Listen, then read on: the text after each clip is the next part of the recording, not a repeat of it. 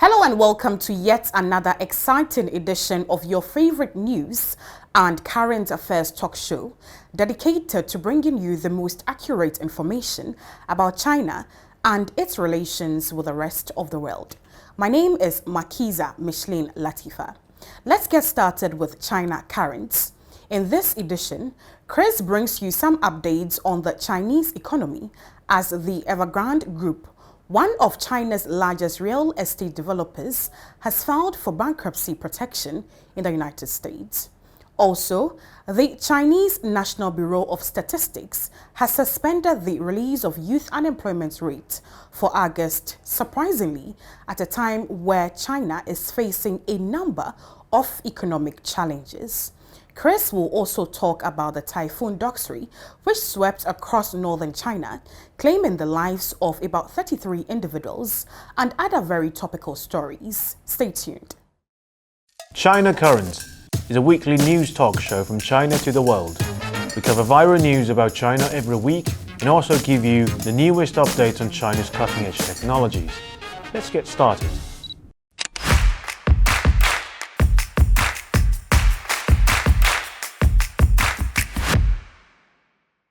Hi, welcome to China Currents. I'm Kris. From late July to early August, Beijing suffered from unprecedented deluge as Typhoon Doksuri swept across northern China, claiming the lives of 33 individuals. As the flood subsided, reconstruction is underway. In order to help the affected population to get their lives back on track, on August 15th, the Beijing municipal government organized a job fair to provide 3,500 jobs for those affected by the disaster. More than 1,000 individuals found jobs during the event. Zhang Lu, an HR at the job fair, stated the company would also provide temporary accommodation for applicants severely affected by the disaster.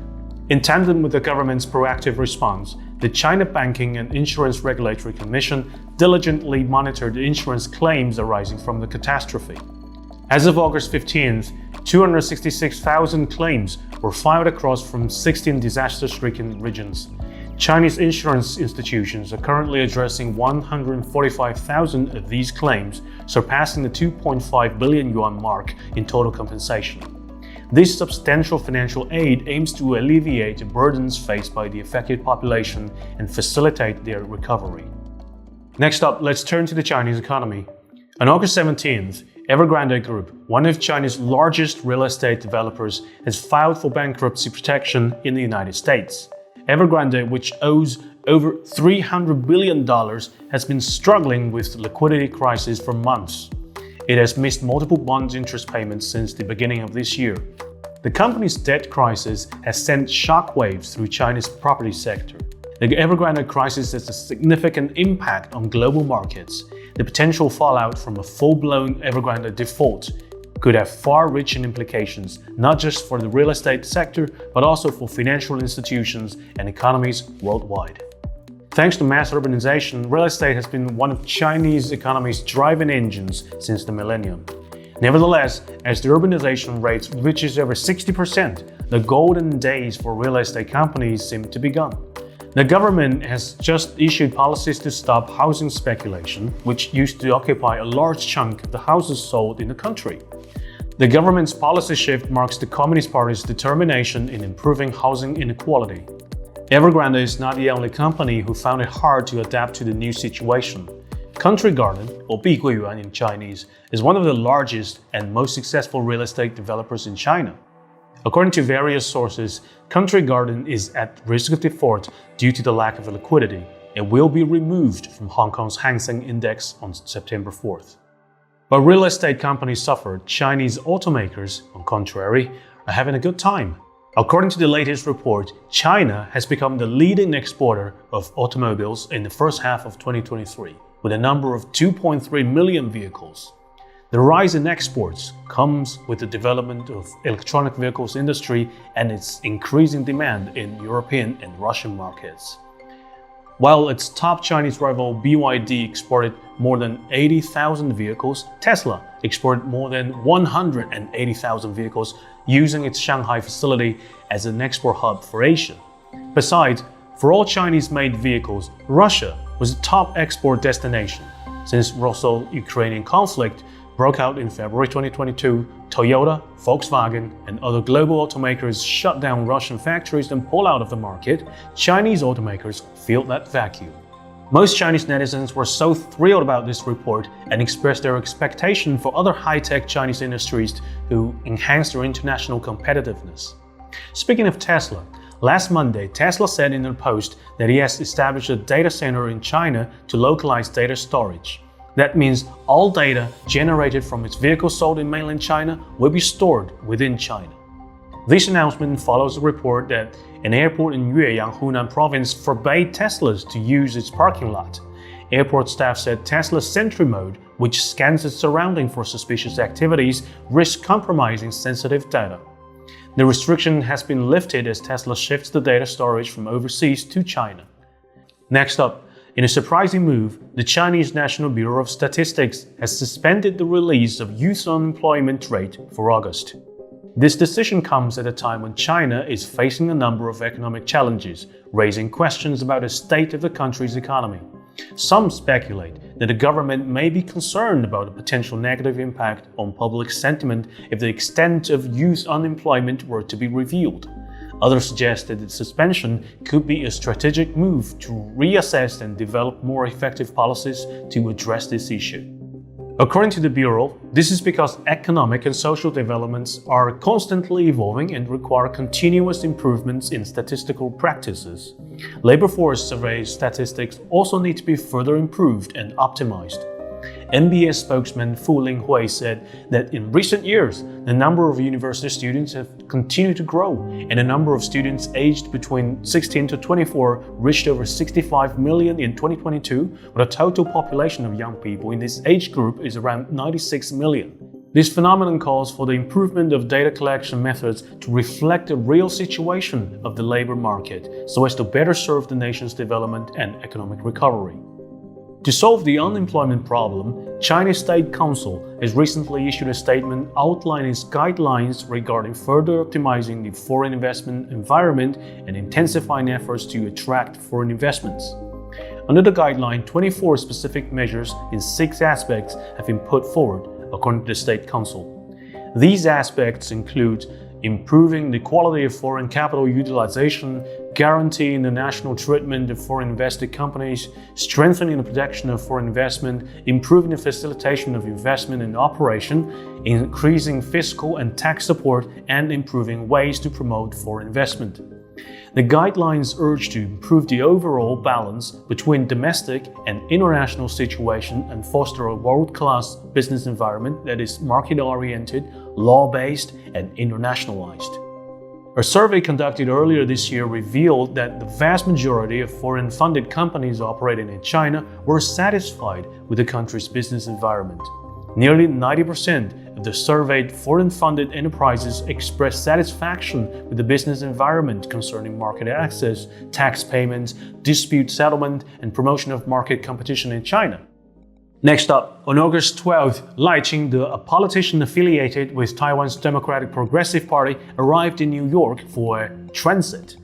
On August 13th, the Chinese Ministry of Foreign Affairs and State Council Taiwan Affairs Office both expressed firm opposition to Lai Ching's visit to the United States, strongly condemned any form of U.S. connivance and support for separatist activities. Experts on Taiwan studies said that the planned trip by Taiwan's deputy head Lai Ching to the United States underscores its role as a troublemaker for peace and stability in the Taiwan Strait. Next up, in a move that has sparked intense controversy and strained already delicate relations between China, South Korea, and Japan, Japanese Prime Minister Fumio Kishida sent ritual offerings to the controversial Yasukuni Shrine on Tuesday. The 15th of August is known in China as the Memorial Day of Japanese Surrender, marking the end of Japanese invasion of China during World War II, and Kishida's action was strongly condemned by both the Chinese and South Korean people, both of whom suffered under the Japanese imperialist invasion. The Yasukuni Shrine in Tokyo hosts Japan's war dead, including convicted war criminals from World War II and other deaths in imperialist expansion in East Asia.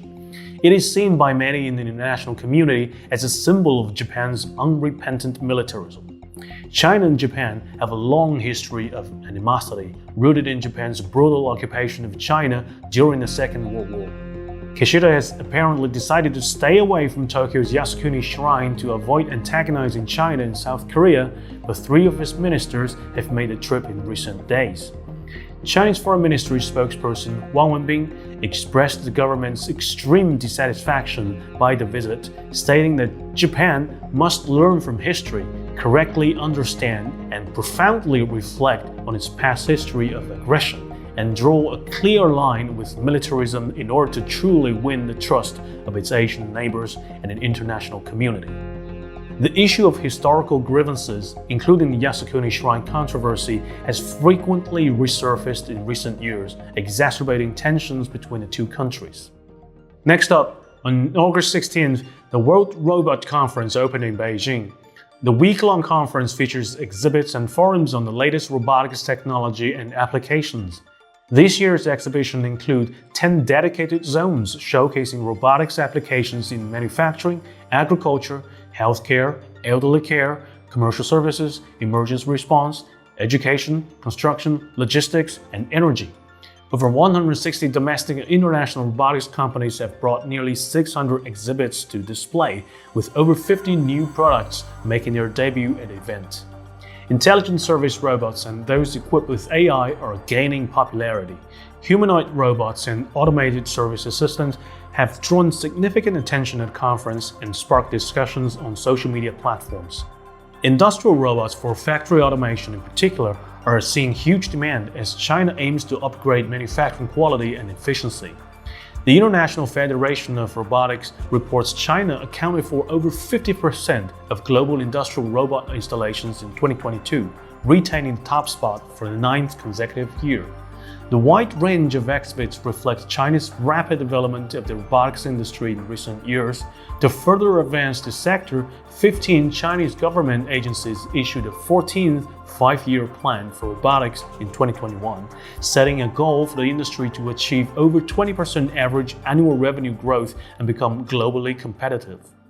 Last but not least, on August 17th, China National Offshore Oil Corporation announced that it has completed Asia's first cylindrical floating production, storage and offloading unit. It's domestically designed and built by China, marking a new breakthrough in R&D and manufacturing capability of China's deepwater ultra-large offshore oil and gas equipment. According to CNOOC, it's composed of the main vessel and functional modules on the hull and deck. The maximum diameter is about 90 meters. The main deck area is equivalent to 13 standard basketball courts. The total weight of the empty unit is 33,000 tons with a maximum displacement of 100,000 tons and maximum oil storage of 60,000 tons. It can operate continuously at sea for 15 years without returning to dock.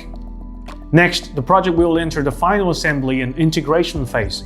After its completion, it will be jointly served with Asia's first deepwater jacket platform, HiG-2, to develop China's deepwater oil and gas fields, providing a new option for the cost-effective development of China's offshore oil and gas exploration. Well, that's all for today. Thank you for watching this episode of China Currents. If you have any thoughts or comments about our show, please reach us at the email address below. I'm Kris. Looking forward to hearing from you and see you next week. Thanks for the updates, Kris.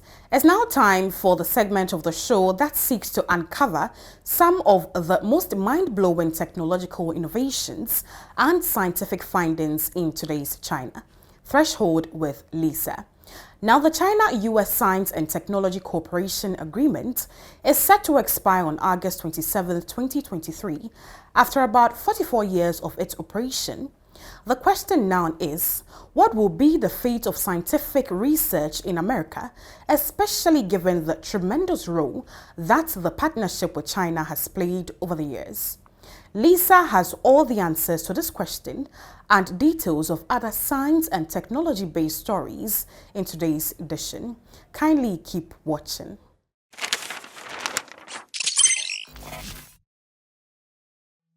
Scientists are leaving the US and heading back to China. On August 27th, the China and US Science and Technology Cooperation Agreement is set to expire. For the past 44 years, it has established cooperations in areas such as environmental science, agricultural science, physics, and chemistry between the two countries. However, chances of renewal is slim, and it has worried many in the US. The Wall Street Journal has warned that cutting research ties with China will threaten American progress in critical areas. With their own agendas in mind, those in the Capitol Hills are unlikely to answer the call. But what they don't realize is that these hurdles are forcing Chinese scientists to make up their minds on a tough decision. Recently, renowned biochemist Guan Kunliang, formerly a distinguished professor at the University of California, San Diego, announced his return to China to join Westlake University. Many other top scientists have also chosen to leave the United States and go back to China. Zhu Zongchun, a computer scientist from the University of California, and Xie Xiaoliang, former Harvard professor and a biophysical chemist, are also returning to China. Given the tense relation between the two countries and the intense scrutiny of Chinese researchers in the US, the number of Chinese scientists leaving the United States has surged dramatically in the last decade.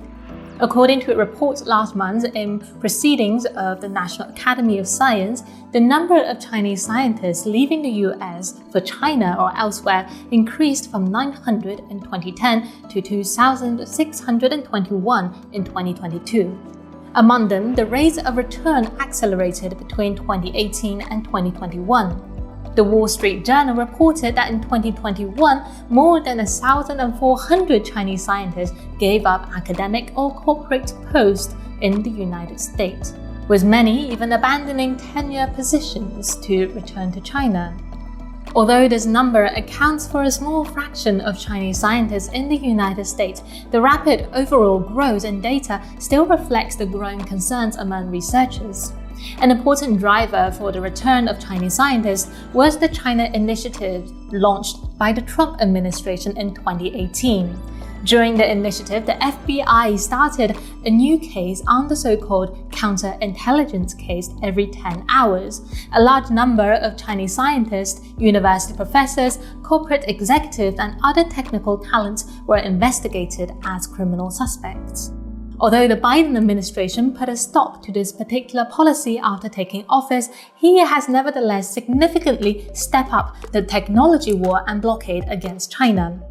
Recently, he introduced the new laws limiting investment in Chinese tech sectors, making life harder for Chinese researchers. In the PNAS survey, more than one-third of Chinese scientists felt unwelcomed in the United States. 72% felt unsafe as academic researchers, about 70% were fearful of US government investigations into researchers of Chinese descent, and 61% admitted having considered opportunities outside of the United States. Even Americans themselves believe that in the long run, the sustained loss of talent could have a major detrimental impact on US scientific research. The United States and China are each other's #1 partners in scientific research, and collaborative research between the two countries has constantly ranked among the most cited papers in all fields. In some areas, the US relies more heavily on China than China on the US, for example, nanotechnology and telecommunications. But data shows that cooperative output between them has fallen by 15% since 2022. At the same time, China has seen significant growth in global scientific research. The Nature Index, a reputable indicator of scientific research output, confirms China's growing dominance. Between 2015 and 2021, China's contribution to the Nature Index continued to rise. By 2022, it has surpassed the United States for the first time. China is also recruiting overseas talent as well as increasing investment in research and development. It is speeding up progress in new energy, artificial intelligence, biotechnology, and quantum. Patterns of international cooperation are changing. Moving forward, it remains to be seen how these changes will impact global research partnership and innovation. But for now, we can confirm that Chinese scientists leaving the United States is bad news for Washington. Well, that does it for today's edition of Threshold with Lisa. Up next is the Thinkers Forum, and here's where we get enlightened by our thinkers and scholars who are going to share with us their brilliant ideas on China and the rest of the world. And today, the topics for discussion include the process of de-dollarization, China's position on BRICS, and the enlargement of BRICS as presented by Professor Dang Fan.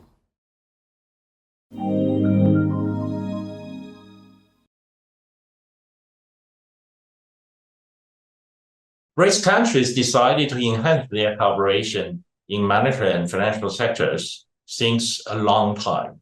This time, at a BRICS summit in South Africa, they will probably again emphasize on this sector, on these issues, which triggered a lot of rumors about de-dollarization, about the creation of a common currency within the BRICS countries.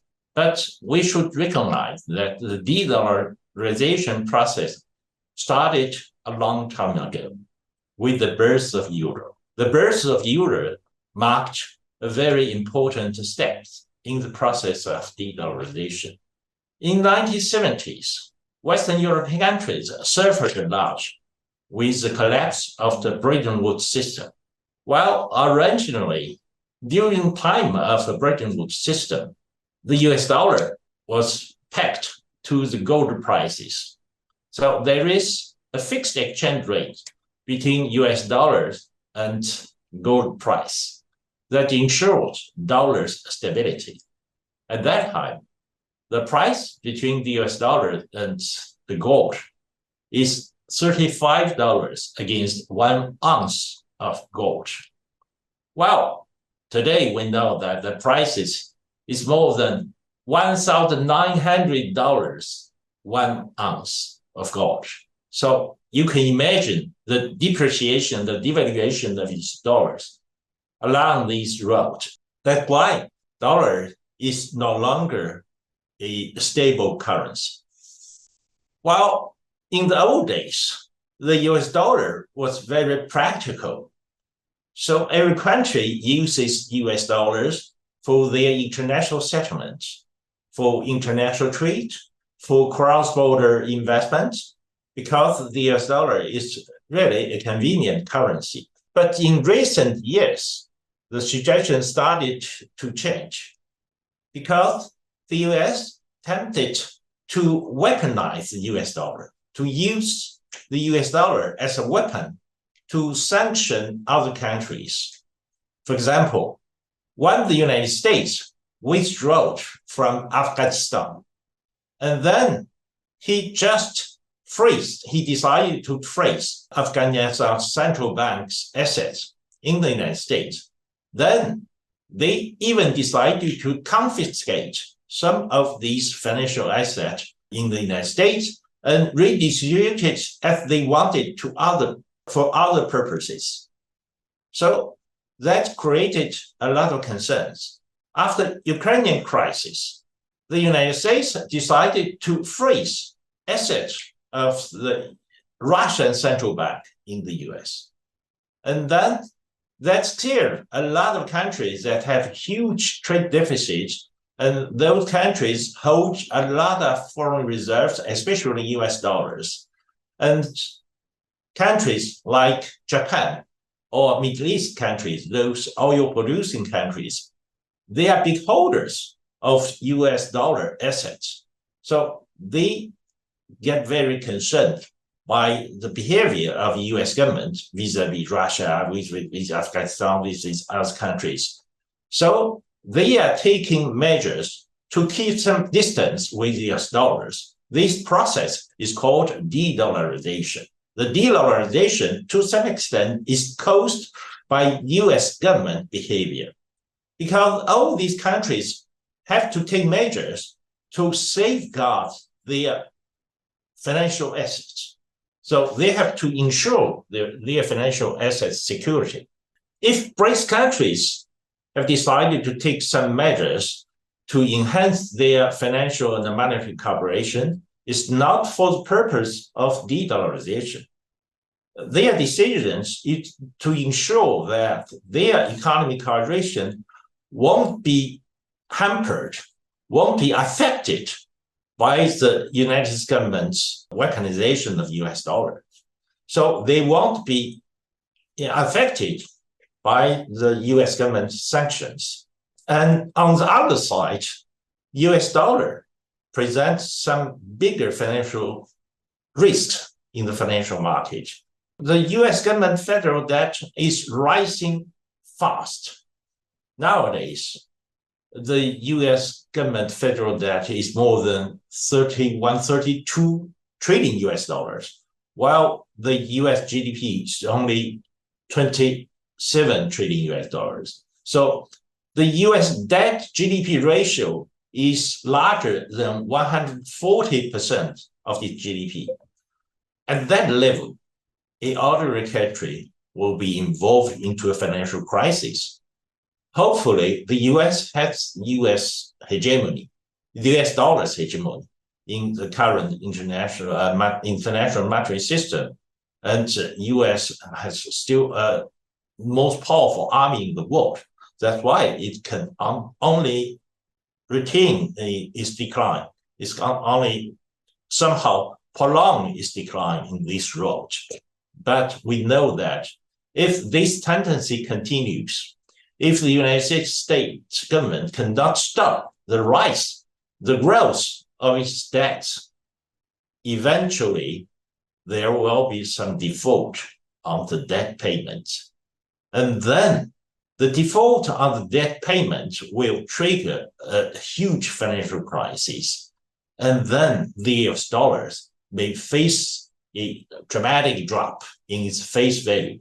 So in this respect, many countries have their legitimate concern about the fate of US dollars. So that's why more country wants to keep some distance with the US dollars. That's how the dollarization is not triggered by BRICS countries. The BRICS countries have no interest in pushing up the de-dollarization process, but BRICS countries have their legitimate interest protecting their economic cooperation, protecting their cross-border trade and investment. So that's why they are enhancing their cooperation. They wanted to make up a sort of arrangement to avoid to be trapped by the US dollars. That's how it happened today. The creation of a common currency is a long process. We cannot create a common currency overnight. It will take some time. Look at the birth of euro, for example. After the collapse of Bretton Woods system, European countries suffered a lot because of the fluctuation of the US dollars that triggered a high inflation period even in Europe. So European countries, they decided to create a European monetary system to bond all these European currencies together to have a sort of common fluctuation vis-a-vis US dollars and to keep a sort of stability among all these countries' currencies. That told us that we have also to pay more attention to the coordination of our macroeconomic policies than to pay more attention to the stabilization of the exchange rate between our currencies to create a sort of BRICS countries' monetary mechanism to coordinate our monetary system or macroeconomic policy system to stabilize the exchange rate of our own currencies, not with regard to dollar, but also by reference to US dollars values. And to some extent, if we can reach this stage to create this coordination on the monetary issues, then we will stabilize our system. And then in the long run, we can think about the creation of a current currency. Thank you.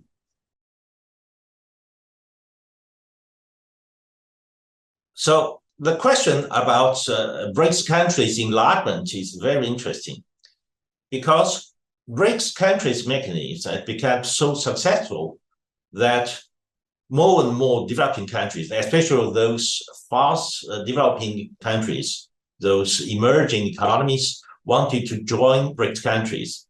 That's why in recent years, BRICS countries have invented a BRICS Plus mechanism. Every year, when BRICS leaders meet together, they will invite one or two countries' leaders to join them and to debate all these global issues and BRICS countries issues and global South development issues. So BRICS Plus becomes a routine mechanism of BRICS countries' cooperation.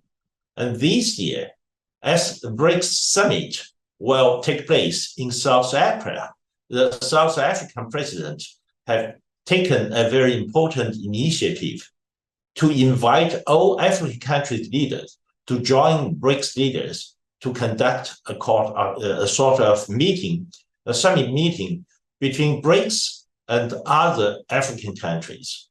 That will be a very innovative behavior because BRICS country is becoming a sort of leader of these global South countries. Global South countries is more and more interested by those kind of economic cooperation based not upon a single leader, but upon a partnership. The characteristics of BRICS countries is partnership. All these BRICS countries are partners in their cooperation. So partnership is a key characteristic of BRICS countries. And then more and more countries will engage into deeper cooperation with BRICS countries. So also upon the basis of partnership. So that will enhance the cooperation among BRICS countries and other global South countries. But as those BRICS countries among themselves didn't reach some consensus about who to include in the future into the BRICS ranks, that's why so far the BRICS Plus is still the mechanism accepted by all members of the BRICS. But with regard to new financial institutions such as Development Bank, the enlargement of Development Bank, a new Development Bank, could accompany the future BRICS countries' enlargement. New Development Bank played a very important role in promoting investment in infrastructure in many developing countries. So in the future, as more and more countries, especially those developing countries with huge foreign currency reserves, such as Gulf countries, they wanted to de-risk with the US dollars. So they wanted to participate in New Development Bank, to participate in the funding of those developing countries. We may consider enlarging our New Development Bank first to invite the countries that wanted to contribute more to the capitalization of a New Development Bank. Then New Development Bank will be enabled to lend more development funds to needed countries in those global souths. So that will be a critical and practical step that BRICS countries can take in the direction of future enlargement.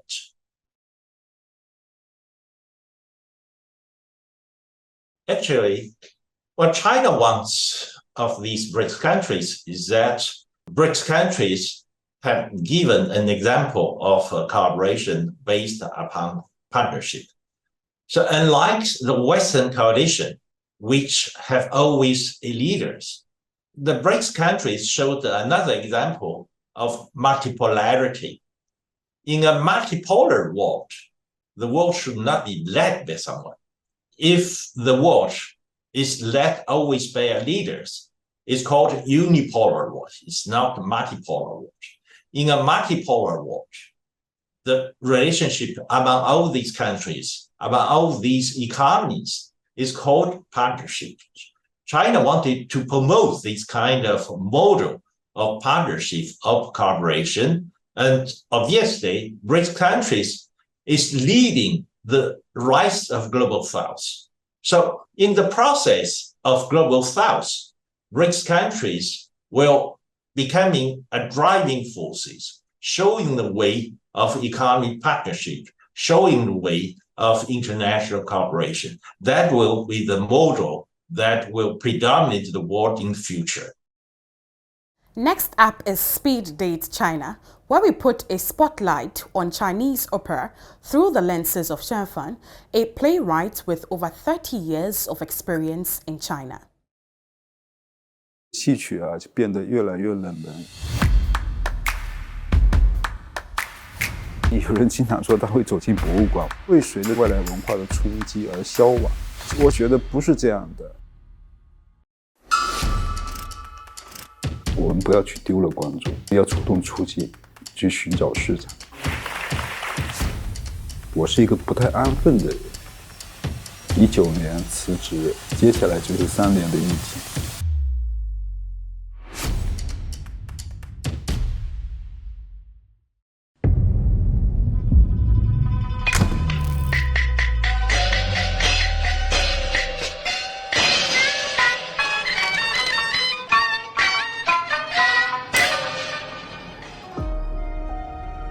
我是于清风，是一个舞台剧编剧，从业30多年，到现在写了50多个剧本。中国戏曲到现在已经1000多年了。以前有人经常说它会走进博物馆，我说不会的。它是中国的审美，它是中国人的乡愁，它甚至是中国人的精神家园。中国戏曲的一开始出现的时候，它本来就是小剧场。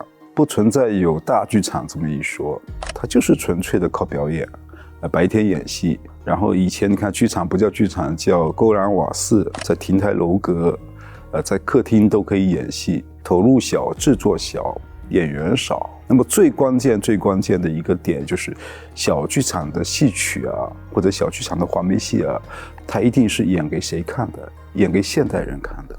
它只有现代人产生了共鸣，找到了共情，那么这个小剧场才会走向现代观众的心里。我们的小剧场黄梅戏叫《薛兰龟》，王宝钏和薛平贵的故事。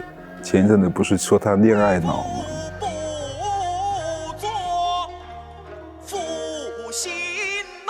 那这个故事也一样，王宝钏本来就是富贵人家出身的，那她嫁给了一个。 薛平贵，他跟家庭决裂了。既然如此，父女情分了断，老夫与你击掌为师。然后住进了寒窑。薛平贵说：“你这样嫁给我，你是一点面子都没有了。我要为你把面子给争回来。”结果他就出去闯荡去了，闯荡去，这一去就是18年。王宝钏在这18年，把周围多少里地的野菜都吃完了。 把那个井水都喝干了，对吧？薛平贵回来还带了一个公主回来，就是二房。小妹带葬，拜见宝钏姐姐。回来一见面以后，然后薛平贵啪带给王宝钏就是第一4个字：荣华富贵。他突然在想，我18年前我嫁给你薛平贵的时候，我不就是荣华富贵吗？最后。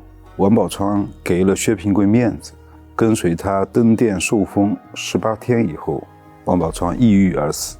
很多剧本是男性立场，我们只不过还原真实的人性，是人本主义，是人的一种人心、人情、人性，是这样的一个结合体。是吧？真是一个好数字啊！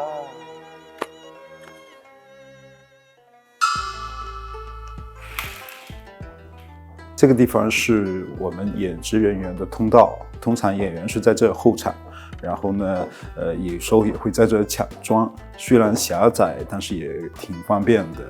然后我们这边还有2个化妆间，化妆间呢就是容纳的人数不多，但是我们通常演的都是小剧场的戏剧，所以呢，演职人员也够用。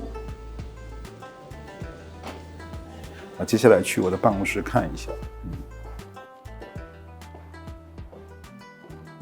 这些年做戏曲演出赚到钱了吗？挣到一些小钱，我是一个不太安分的人，我是2次离开体制。第一次呢是上海戏剧学院毕业以后回到老家福建工作，1997年到2002年那5年时间，我就有时候会感到很失落、很痛苦。我想我是一个编剧，我应该干我自己喜欢的事。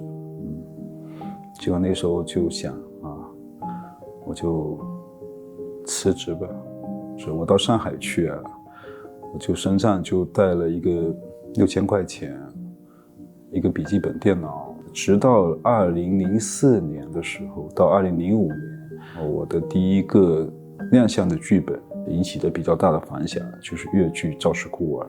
后来在上海大剧院首演的时候，我把我父母都请来了，他们俩第一次坐飞机到上海来，然后走进那么富丽堂皇的上海大剧院。到了2006年的时候，当时《赵氏孤儿》有一点影响力了，然后又为杭州写了一个粤剧的一个电视剧，叫《李清照》。一工作嘛，到了2019年，13年之后，我又开始不安分了，辞职。辞职主要是为了创作更自由。那个时候2019年的时候，我已经是浙江省唯一的一个3次获得潮语剧本奖的编剧了。更有戏剧性的是19年辞职，接下来就是3年的疫情。那么这3年时间呢，主要是也可以说是做好一切的准备，做好布局。一个是线上的布局，一个是线下剧场的开拓。这2个布局都是为了把戏曲还给市场，把故事还给观众。我经常说一句话，我说这个上世纪80年代之前，戏曲是中国最大的文化产业。其实说实话，我们不单是杭州政府，就是从中央到地方各层级的政府对戏曲都是非常重视和扶持的，力度真的不小。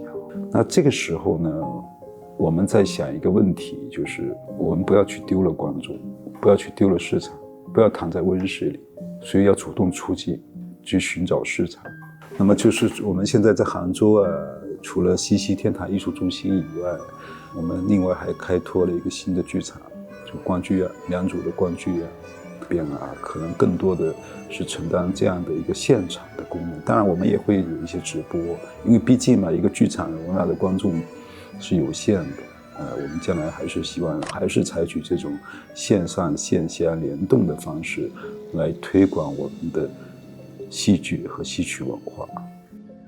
这是观众进场的通道，那么这条通道的2边墙壁上就是放了一些我和我爱人这么多年创作的戏剧作品，大概50多部的一小部分，有黄梅戏，有粤剧，有婺剧，有昆曲，有秦腔，剧种还比较多。那么这是一条戏剧的小路，所以说我特别想营造这样的一个走进剧场的一种仪式感。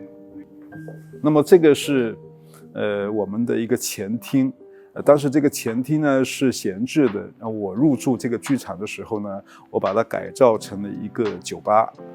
因为戏剧跟酒有很密切的关系。世界上第一个剧场在希腊的雅典就叫酒神剧场。您的戏曲作品就是去了哪些国家呢？去演出的话，应该有英国、俄罗斯、希腊、韩国。那杭州这边有老外过来看戏吗？有的。原来我们西溪天堂艺术中心在疫情之前就很多老外来看戏，看完戏还要喝2杯。中国戏曲走出去的例子是不少的，确实是外国人通常就是2个字：经验。中国戏曲就是最好的音乐剧，就是且歌且舞，无声不唱，无动不舞。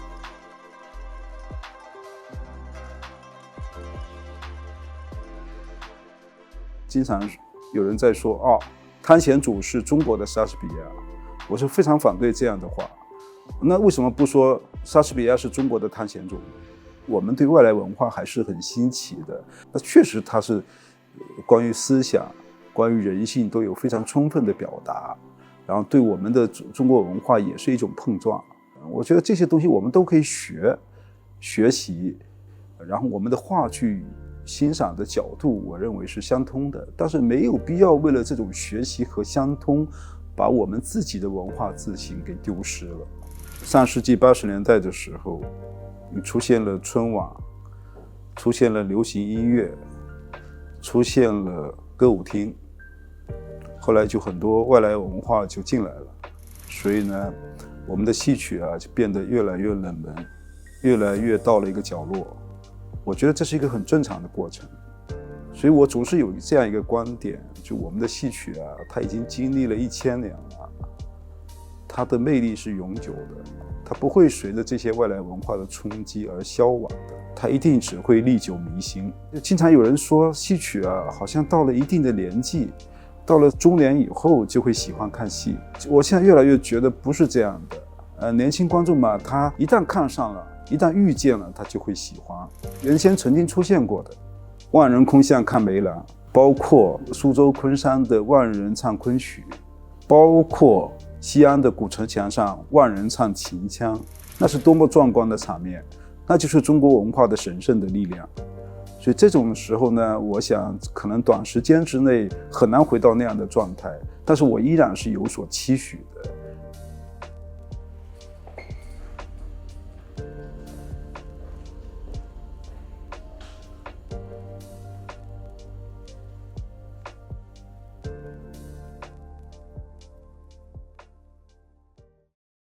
Well, that's all for today's edition of the show.